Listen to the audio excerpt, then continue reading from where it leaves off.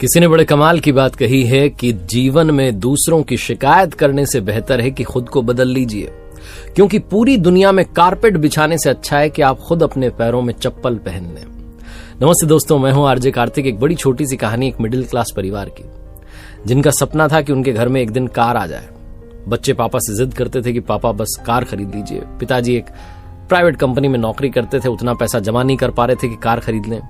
उनके एक बेटा और एक बेटी थी, और पत्नी भी कहती थी कि बच्चों की जिद है, कुछ तो ऐसा कीजिए, सेविंग्स इकट्ठी कर लीजिए, लोगों से उधार ले लीजिए कि कार आ जाए घर में। और वो कहते थे मैं उधार नहीं लूंगा, पैसे जमा करूंगा, फिर जाऊंगा खरीदने के लिए। बहुत मेहनत करने के बाद में एक डाउन पेमेंट जितना जो है पैसा इकट्ठा हुआ, और उस व्यक्ति को लगा कि मेरे परिवार की सबसे बड़ी खुशी है कार खरीद करके आएगी, तो चलते हैं कार खरीदने के लिए। पूरे परिवार को एक सरप्राइज दिया, कहा चलो आज फाइनली वो सपना पूरा करते हैं। कार के शोरूम में गए, जो कलर पसंद किया था बच्चों ने, वही कार उन्होंने खरीद ली। कार खरीदने के बाद में जब वहां से निकले तो पूरा परिवार उस कार में सवार होके, उनके वहां पर परंपरा थी कि जो मंदिर था शहर का सबसे बड़ा, वहां सबसे पहले कार को ले जाया जाता था। तो उस मंदिर की ओर जा रहे थे, शाम का समय था। अचानक से मौसम पलट गया, तेज बारिश होने लगी, आंधी चलने लगी, और सड़क किनारे जहां एक चौराहे पर लाल बत्ती पर खड़े हुए थे, वहां एक बड़ा सा पेड़ आकर के इनकी कार पर गिरा। जोरदार धमाका हुआ। लोग दौड़े बचाने के लिए। चारों जो परिवार के सदस्य थे सुरक्षित थे, लेकिन कार बुरी तरीके से क्षतिग्रस्त हो गई थी, टूट गई थी, तहस नहस हो गई थी।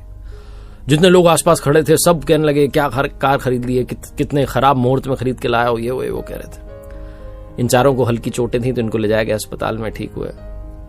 अब घर के बच्चों को लग रहा था कि पापा तो कार बेच देंगे, वाइफ को भी लग रहा था कि इस मनहूस कार को तो रख करके क्या करेंगे। लेकिन क्योंकि कार का इंश्योरेंस था, सारी चीजें थी, उस व्यक्ति ने कहा मैं कार बेचूंगा नहीं, मैं इस कार को ठीक करवाऊंगा, कंपनी में वापस भेजूंगा, रिपेयर करवाएगी। दोबारा गाड़ी जब आई तो उस व्यक्ति ने कहा परिवार से कि आओ सारे बैठ करके फिर से चलते हैं। घर वाले बड़े डरे थे कि अब क्या होगा, फिर से उसी मनुष्य कार में बैठ गया। लेकिन जैसी की परंपरा थी, सबसे पहले उसी मंदिर में गए, जाकर के प्रणाम किया, प्रसाद बांटी, कॉलोनी में आकर के मिठाई बांटी, और सब लोग कहने लगे भाई साहब आपने उसी गाड़ी को ठीक करवा लिया, आपको तो गाड़ी बेच देनी चाहिए थी, इतना बड़ा हादसा हो गया। उस व्यक्ति ने जो कहा वही इस कहानी का सार है कि भाई साहब उस कार को कैसे बेच देता जिसने पूरे परिवार की रक्षा की। उस दिन हमारे ऊपर सबसे बड़ी विपदा आई थी, और उस कार ने हम सब की जान बचा ली। जो हमारी जान बचा चुकी है उसको मैं अपने से कभी अलग नहीं होने दूंगा।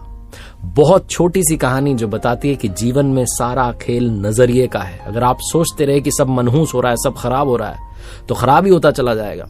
और अगर आपने सोचना शुरू किया कि जो हुआ उसमें ऊपर वाले का प्लान है, हो सकता है कि सब ठीक हो जाए, इसीलिए उन्होंने ऐसा किया है, तो आपको जिंदगी में आशा दिखने लगेगी, पॉजिटिविटी दिखने लगेगी, पॉजिटिव वाइब्स आप तक पहुंचने लगेंगी।